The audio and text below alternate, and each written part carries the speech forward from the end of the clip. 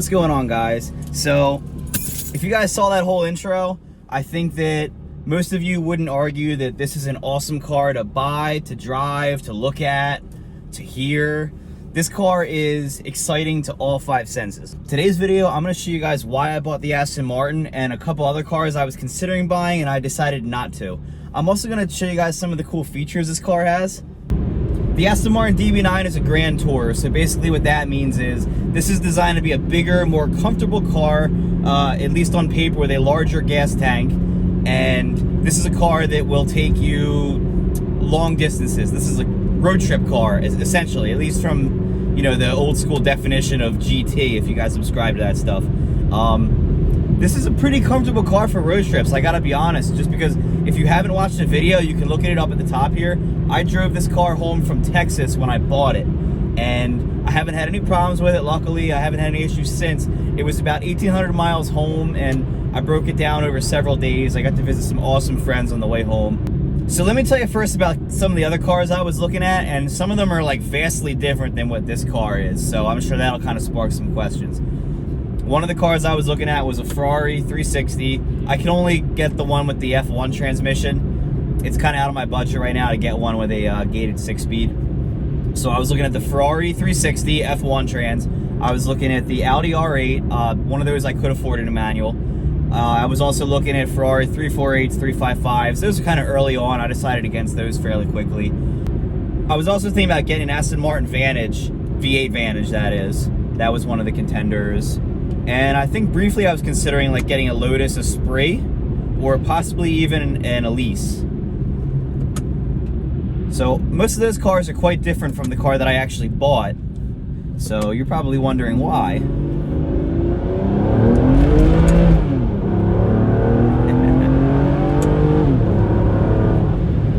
You can see the whole phone kind of shift angle when that happens. Oh man, it is so hard not to do that. And like, it is so hard to do that and just not smile at all. I still can't do it. The reason I voted out the Ferrari was just maintenance costs. I was looking for a car that I could spend more time driving and less time fixing. And not that Ferraris are necessarily unreliable, but if you look at the cost to keep those running versus how many miles you can actually realistically drive them, it quickly just doesn't make sense. So now enters the Aston Martin DB9. If you're looking on the channel a couple weeks ago, you might have noticed that I almost bought this wrecked red one. And the red Aston Martin I looked at, I also made a video on that. You can check that up here at the top. So that car was in an accident. It had a salvage certificate with it. So that car had to go through all the blah, blah, blah to get a title. That car would have been a mess. But to be honest with you, that was actually the first DB9 I looked at. And it worked out pretty good for me that I didn't buy it, because that wouldn't have led me to this car, which then therefore led to a pretty incredible story of how I got to drive this car. But anyway, I'm kind of getting ahead of myself here.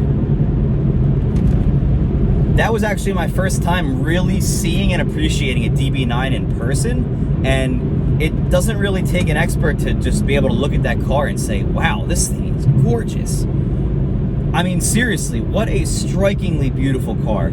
I think I'm kind of biased having been driving one right now and, you know, being able to, you know, appreciate the sensation to get behind the wheel, but this is just a beautiful, beautiful car. There isn't a bad angle anywhere on this car from my untrained eye. It looks like they put a lot of money into making this car as beautiful as possible, and they succeeded. So let's talk about handling real quick.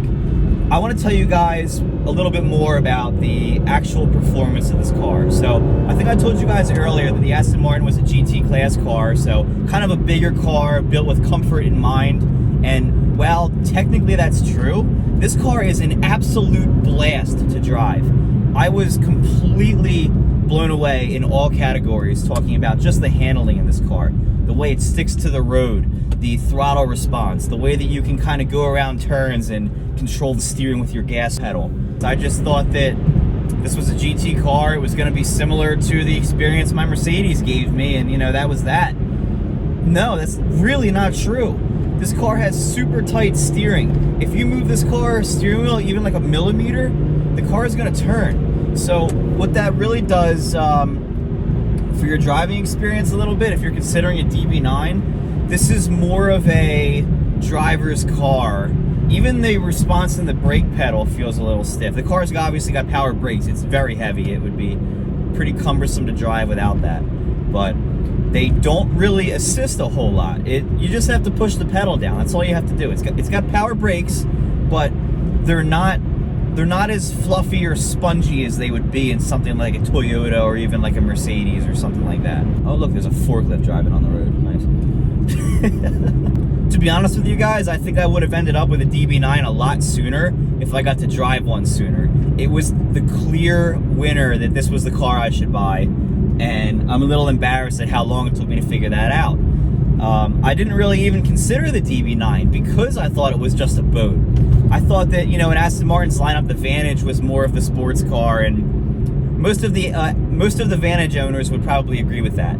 The Vantage is definitely more geared toward a sporty drive. It's lighter than the DB9. It even has better fine-tuned suspension. If you want handling and that's what you care about most, and you want a nice exotic car, the Aston Martin V8 Vantage is probably an excellent choice for you. Absolutely excellent, especially if you don't need the 4 seats. And while the 4 seats, like I said, wasn't the #1 selling factor for me, I don't have a family, it was definitely nice to know that I could get a car and still bring my friends around in it if I had to. So we're going to talk about maintenance a little bit more, specifically on the DB9. So like I said, I didn't want to get a Ferrari because the maintenance costs kind of scared me a little bit, especially for my first exotic car. And that was another reason that kind of steered me away from cars like Ferrari and Lamborghini, at least for now. Once I have a little bit more skill under my belt, and to be honest with you guys, a little bit more money, maybe that'll be in the cards, but for now it's not.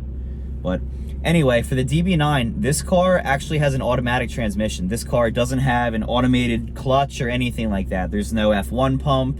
There's no gear shift actuator. This is a straight automatic car. It's got a ZF gearbox in it. It's a 6-speed transmission. It's got paddle shifters.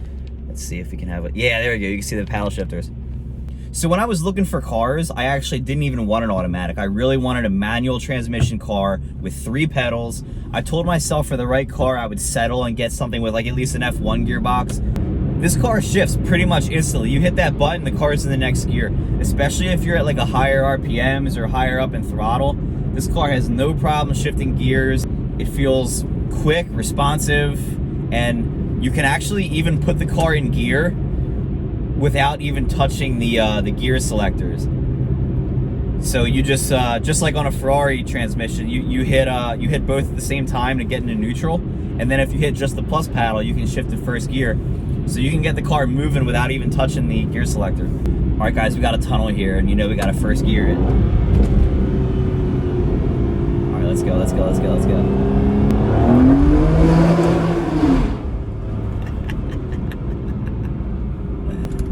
That will never get old as far as I know. All right, so I'm going to show you guys some of the highlights of this car because I think it's pretty sweet.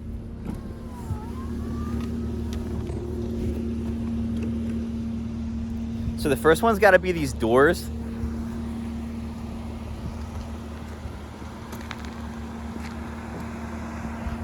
They actually open upward a little bit. Aston Martin calls them the swan wing doors. I think they're pretty cool, but I think I know the real reason you guys are here right now, so I'm just going to give you what you want.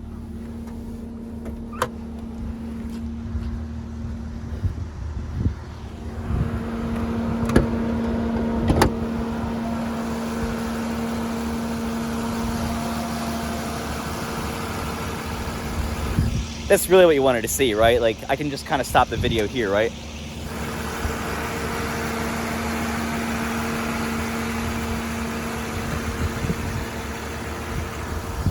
This is a 6-liter V12 made by Aston Martin. It's actually 2 Ford V6s put together. I don't like to tell too many people that, but you guys seem pretty cool. So basically it has the, I think, Ford Taurus pistons, but they're kind of modified a little bit. It doesn't just stop there. It uses the same pistons, but they're hardened materials. Everything is completely built for the specs this car actually gives. In fact, some would even say the engine is a little bit over-engineered. To know that engine has a little bit of a history in racing makes me feel a lot better about putting a bunch of miles on it.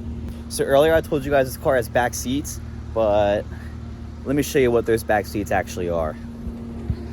So you got your little lever right here. We're just gonna lift that right up. Here's our back seat. The seat alone doesn't look so bad, but remember, I'm only like 5'6". The seat's like right about here, right? That's all the room you get. To put that in perspective, there's my hand. So there's pretty much no leg room. The back passengers in this car are designed to be either midgets, toddlers, or people with no legs at all. I think I told you guys before, this car is a 2006. It's actually in really good condition despite being that old. Some of the panels are a little bit misaligned, but remember, this is all real wood, guys. These are gonna wear their own way. Another weird Aston Martin trademark is they have these tachometers that spin the opposite direction. It's kind of a weird thing, and I'm not really sure why they do it, but I actually really like it. I think it's pretty cool to see that as you're driving along, shifting the gears, looking at your tachometer that spins the opposite way. Just because I'm showing you guys some of the features, I guess I'll show you the trunk too. So it's got some of my camera gear and some cleaning supplies in it right now, but as you guys can clearly see, not a whole lot of room for things. There's these little straps here. This is actually for the Aston Martin umbrella, which my car no longer has with it. So I just took the Aston into the countryside so you guys can check it out. Oh, we got somebody coming. Everything about this car makes me really happy. The transmission, even though it's a true automatic, it doesn't feel like I'm missing out on something as compared to one of the earlier F1 transmissions that have just a single clutch. I don't feel like the car shifts slow or anything like that. The handling is great and it leaves little extra to be desired. The car handles exceptionally well, even considering its weight, but I'm not even gonna say that this car handles good for a big girl. This is a good, strong handling car, and I think this car could actually play with some cars that are a little bit lighter, and it still wouldn't feel like you're really missing much of anything. So this is probably the nicest car you can get for the least amount of money, in my opinion. And when I say the nicest, I'm talking everything, the package. I'm talking about the exotic car brand, the handling, the performance, the sound, and even like the reliability and the maintenance expenses. Anyway, if you guys like this video, please subscribe to the channel. I love making these videos. In 2021, I'm trying to get to 1,000 subscribers, and I need your help to do it. So please tell some friends, please like, please subscribe, and I will see you guys next week.